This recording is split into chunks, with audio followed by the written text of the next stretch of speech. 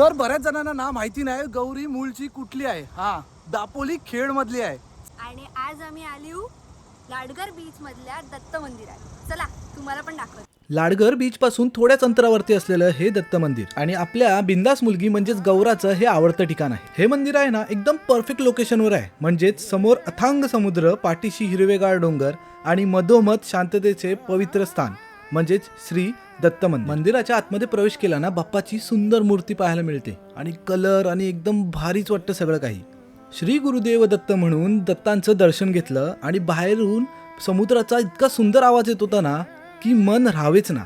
खालच्या दिशेने गेलो, लाटांचा मंद आवाज, झाडातून वाहणारा गार वारा. खाली आल्यानंतरला इतकं सुंदर ठिकाण असेल मला कधीच वाटलं नव्हतं. आणि मी दापोलीला बऱ्याच वेळी आलो आहे. इथल्या लोकांची सिंपल लिव्हिंग लाईफ, सुंदर असा समुद्र किनारा याचा अनुभव मला इथे आल्यानंतरला झाला.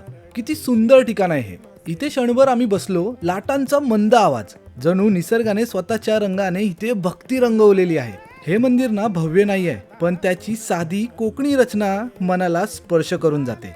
सनसेट तर बघतच होतो, पण वरती गेलो तर बरेच जण आले होते इथे सनसेट एन्जॉय करायला. एक गोष्ट मात्र मला तेव्हा जाणवली, खरी सुंदरता दगडात नसते, ती असते त्या जागेच्या शांततेत आणि पवित्रतेत. तिथे गेल्यावरती कचरा करू नका आणि या जागेला नक्की भेट द्या. खूप सुंदर मंदिर आहे.